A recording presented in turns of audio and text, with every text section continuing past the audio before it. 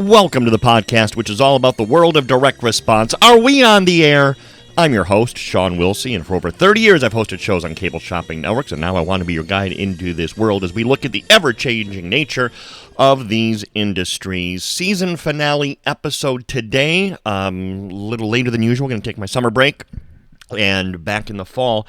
A good time to go back and listen to some of the previous shows that I've done. This is show 70-something, I guess, now, and so there's a lot of good ones out there.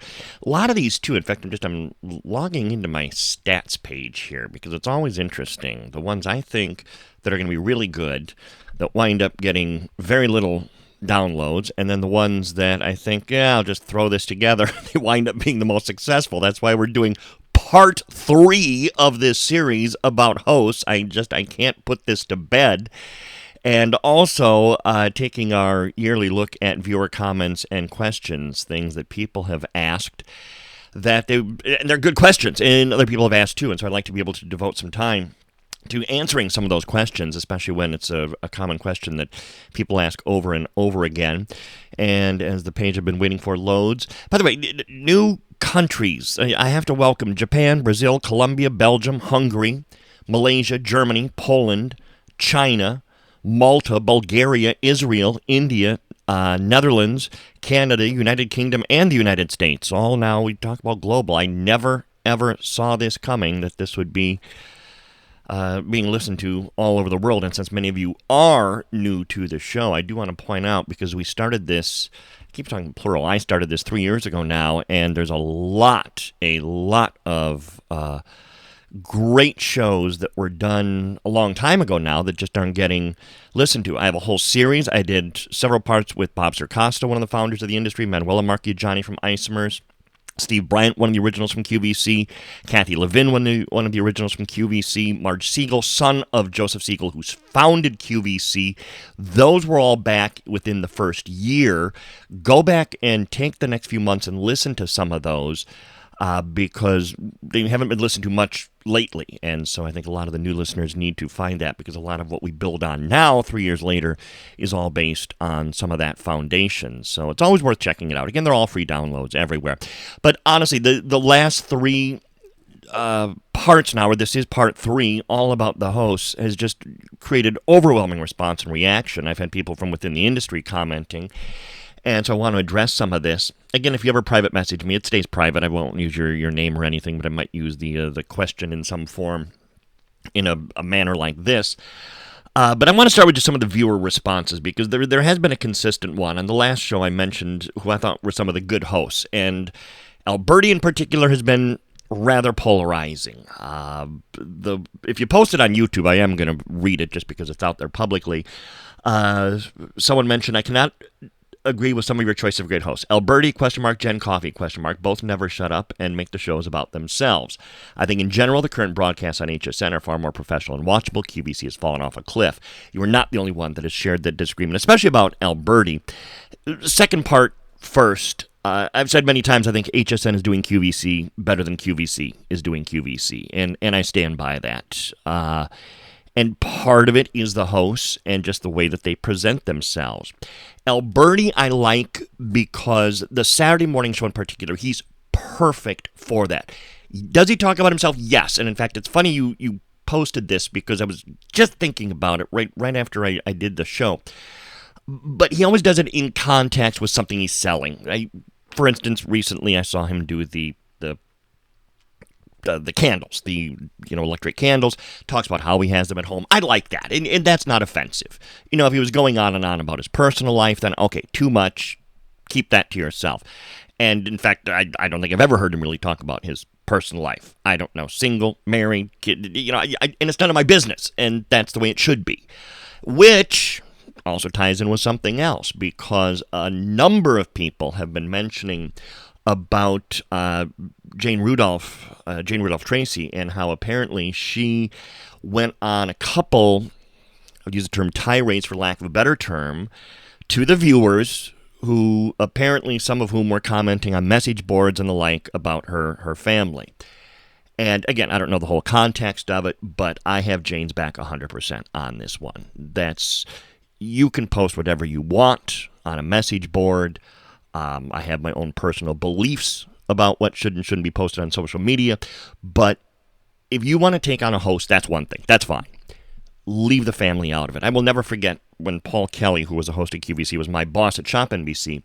And in one of our host meetings, he looked around and said, none of you have any personal life. And you have no right to a personal life. You've elected to do this for a living. And therefore, you give up your personal life. However, and I agree with that completely, I will defend the right of our families to have a personal life. I have had a number of people ask why I don't post. I mentioned I'm married, and it's to a guy. And I've had people say, why aren't you posting pictures on Facebook? Because he's not choosing to be in the public eye is the honest answer. It's just so I'm keeping my family life to myself. I'll post pictures of the dogs. But there's just too many nut jobs in the world. And I don't want to put family members at risk of those nut jobs. I have had encounters with the nut jobs.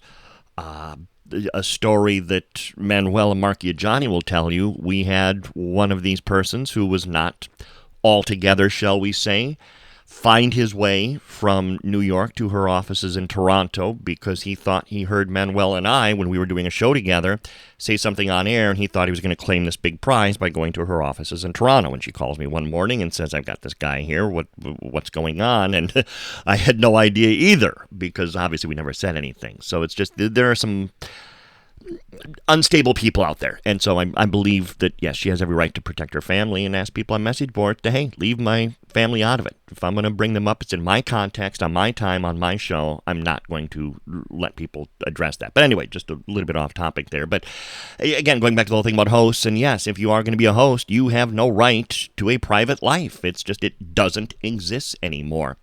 So again, that's why I picked Alberti. Jen Coffey, again, she always seems very well prepared and organized for her shows, and just those are two of the people.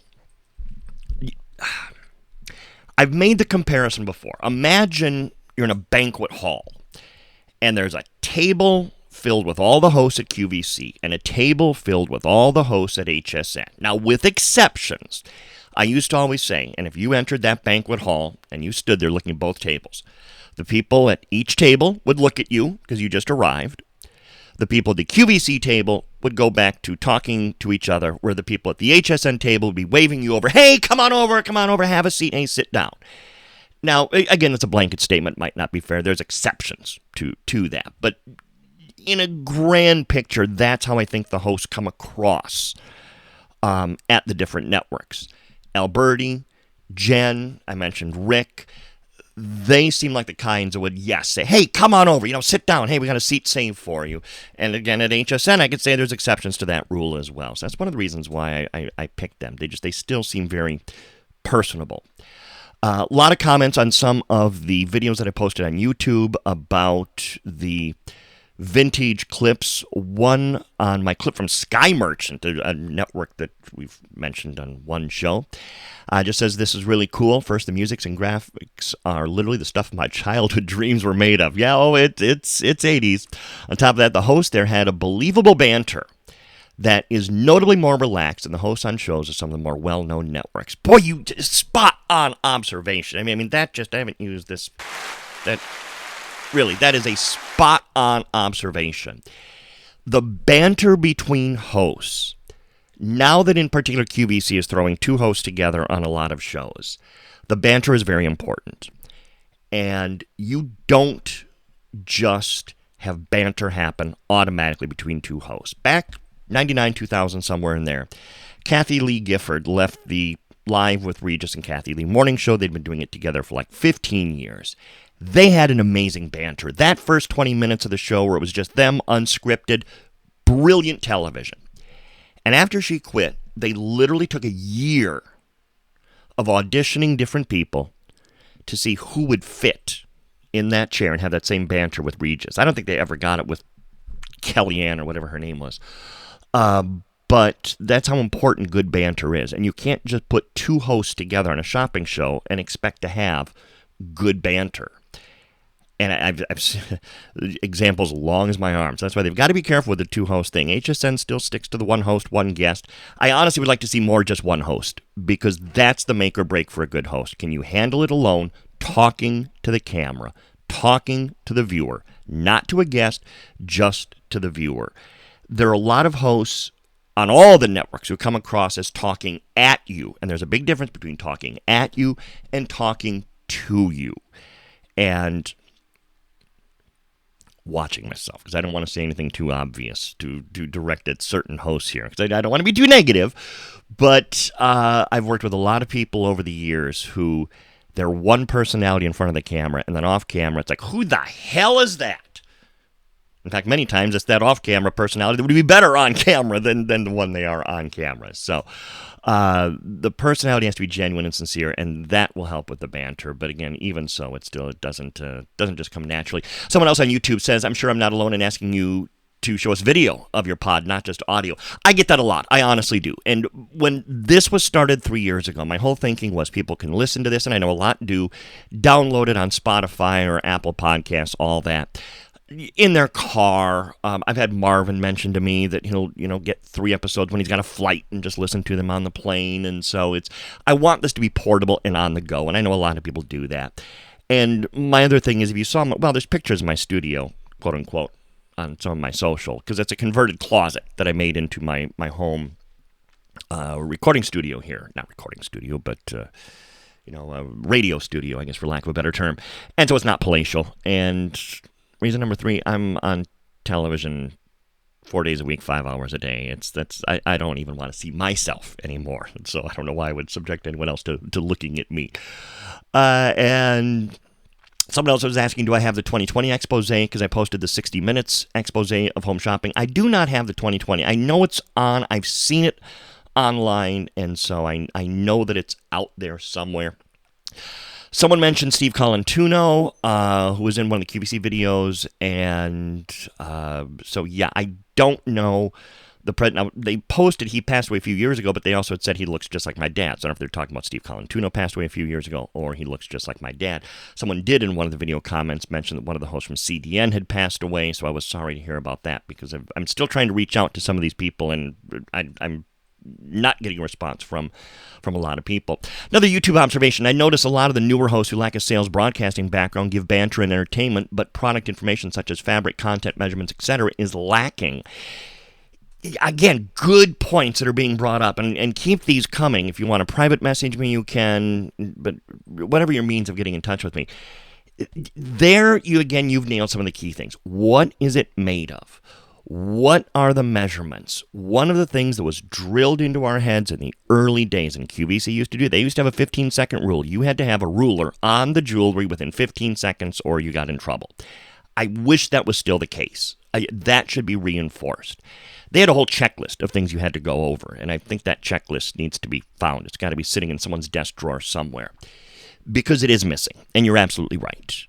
As new regimes come in, they all have their own ideas, and this is at all the networks of how things should be done. And a lot of what made the industry successful in the early days, like what is it made of, what are the measurements, blah, blah, blah, is not given out there anymore. They're so concerned about the entertainment aspect of things that they forget, hey, I'd like to know about this. And that's one of the reasons I mentioned, going back to talking about good hosts, and I mentioned Rick, literally just yesterday as I'm recording this, he was doing a Tanzanite show, a jewelry show with a guest. He's one of the only men that can successfully do jewelry, and it was him and a male guest. That's very tough for most guys to do, to be able to sell jewelry, especially with a male guest, and he did it very successfully, dressed up, looked good. So that's one of the reasons that I mentioned him. And you'll notice, too, by the way, it didn't even dawn on me as I was doing my list. The only men I mentioned were at QVC, at HSN. They just don't have a chance to do jewelry. Maybe there's a reason for that. Someone else mentioned the Mary Beth retirement, which I talked about, and I did not know that this was apparently in the works for a while. She must have talked about this for a while, and so that apparently has been in the works. And again, not just, I got to read another comment here. This is from my Facebook, from Justin. Says, I love watching the clips you posted of Sky Merchant and Caravan of Values. Very entertaining host and fascinating to watch. Another shopping network from that time, which I didn't realize had become so obscure, was America's Shopping Channel. And I thank Justin for bringing this up, because I do have audio that I was going to play, but the thing that's interesting about the audio is it's 6 minutes of you don't hear anything, because the caller started getting very negative and complaining about things. It was obvious that they took the audio down for the listener at home, but the host was still hearing this customer go on and on. It literally runs for 6 minutes of this customer complaining. You watch the host try and say things a couple times. He handled it well. But you can find that on YouTube. It's not audio that I own. Someone else has already posted it. Search for America's Shopping Channel. But again, that was the very early days, where if you saw something, because the host would present like 12 things at once. You saw something, you call them and say, yeah, you know what, I'm interested in buying. Well, all right. I said I wasn't going to do this, but just a real quick, because before you get to the place where the woman is complaining, it's a real good example of how the industry started. So let me just do this quick. Video clips, and I have so much here to go. America's Value Network, I haven't played that clip. I have all kinds here. Here we go, America's Shopping Channel. So here's how it worked. Still have the 24-inch. Number 9. Hey! How you doing? Fine. How are you doing? All right. Good. Look, let me see that elephant again. The elephant right here. So he's got some jewelry on set. It is a little bigger. He's showing her the jewelry that she requested. It is a border of greenish white. It's a figure. Where the chain go in, is that solid gold? All of this, the trim, the bail, that is a ruby, and all of the trim in the elephant is all 14-karat gold. And how much is that? $24. What is a pendant? S6754? S6754? Yes. You have the only one. Thank and you. Now that S6754, that was her customer number. And so literally the viewer would call in and they would say, I want that, here's my customer number, and then that's how they placed an order. And you had to go pick up the merchandise. And again, this is exactly how Home Shopping Club started when they were local in Florida. So there were a couple regional places that attempted to follow that format.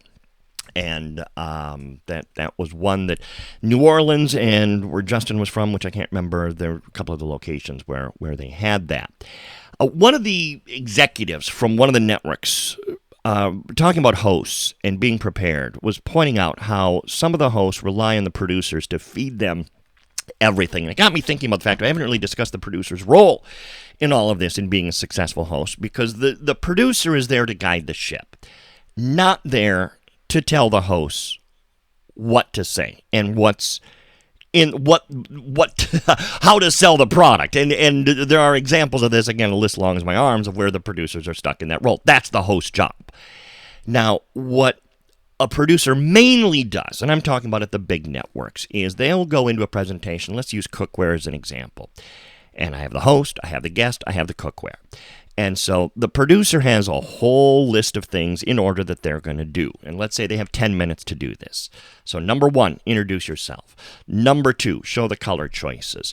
Number 3, introduce the guest. Number 4, start cooking eggs. Number 5, well, the eggs are cooking, show the nonstick. Number 6, go back to the eggs. And so they have all of this, and the producer is just keeping this moving so they don't get detoured, because they've only got 10 minutes to go through all these different features. And there'll be a point there where you're supposed to do what they call a call to action, ask for the sell, blah, blah, blah.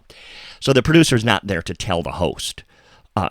That non-stick coating is made from Teflon. I don't think they use Teflon anymore, but that's what the host is supposed to know. And these days, there's a lot of hosts who just are not prepared with this information, and it's up to the producer to pass that on. Now, with some of the smaller networks, all the producer does is watch sales, and if that item's not selling, give it the hook and get to something else that does. And that's all that they do. So again, the producer has a role, the host has a role. It's on the host to be prepared. The host, I mentioned the private life. I'm just going through my notes here. Shop HQ Instagram. They posted a picture the other day because Shop HQ, this just amused me, is about to celebrate an anniversary. They're about to celebrate their 34th anniversary. And this again goes back to they just have lost touch. Shop HQ, first off, is not 34 years old. The corporation is 34 years old. Shop HQ, even if you just think about it as a national shopping network, didn't start until 1991. So 33 years, really, and that's a stretch. 34 years ago is when they started local on Channel 23 in Minneapolis for a half hour at like 4 in the afternoon. And that, I think, went for 6 months, and then they launched on channels. In fact, a video on my YouTube of they're not on the air banner showing Channel 7 and 62 in Minneapolis. But anyway, so, no, they're not really 34 years old, but current management probably doesn't know that. And then they have a picture of all these hosts, and I was looking at this, and I was thinking, not one of those hosts has been there consistently the whole time, and how sad that is. I think the oldest would be, consistently, is Melissa, who, late 90s, maybe early 2000s, I'm not sure. Charla was there near the beginning, but she left for 15 years, I think, and has just come back. So they don't have anyone there anymore that really understands everything that went on since day one, because there's that 15-year gap where Charla wasn't there. So that's sad. You know, HSN has their Bobby Ray Carter and their Bob Circosta, who's still around as a guest. QVC has a number, Pat James, Jane Rudolph, a number who were there from the very beginning and continue to do amazing work. So it's not that I don't wish them very well. And by the way, it'd be October, not August. October of 91 when they first started up. So, but yeah, hey, best of luck, obviously, to them. I wish them nothing but the best of success. There's some great people there, and I hope that they can pull it out. Because the competition is good for the industry, and they're the last of the general merchandisers as far as they sell absolutely everything. My last comment is just on how to become a good host for those that are interested in still getting into this industry. Many of the best hosts have started as either models or guests. So maybe, find a product that you can represent and somehow start at that end of things. The job definition is very different, but you get a feel for what works. You have to be observant, and you have to really look around. I say there's a difference between watching a shopping network and really observing a shopping network. Watch the show is one thing, but really observing it, watching everything that the host does, looking for why they might do this, why they might do that. The really observant people, and I have felt that from models and guests that I'm being observed, and that is how you succeed and how you progress in this. Speaking of observations, when you've done this for a living, every once in a while you catch another host doing something. I'll tell you the exact example that happened, I don't know, a couple of years ago. I was watching, I'll just say one of the networks, and there was a gentleman doing a cooking demonstration. And, like I said earlier, these things are always prepared in advance. You do this first, and then this second, this third, this fourth, so forth and so on. And so he got to the point where he was about to demonstrate the product or whatever it was, and something wasn't ready. Something wasn't prepared. Watching his face, he shot a look to someone off set that, the cliche, if looks could kill, he was obviously very, very, to clean it up, let's just say, very at this person he was staring at. And he even, and again, this is a host, don't do this, even said on air, something effective, this should have been prepared ahead of time, blah, blah, blah. So don't let your emotion show through, because the camera catches it, and the camera is not forgiving. So always be very careful of that. That is maybe one of the most important things. The camera catches everything, and it doesn't lie. So if you're not prepared, it's on you. It's not on your producer to tell you what to do. And if something goes wrong, and it will, don't shoot the look of death towards someone off the side of the set who's making a fraction of the money you are, by the way. So have some patience there. Again, we are going to, it is now, man, I'm talking the plural all kinds of times today.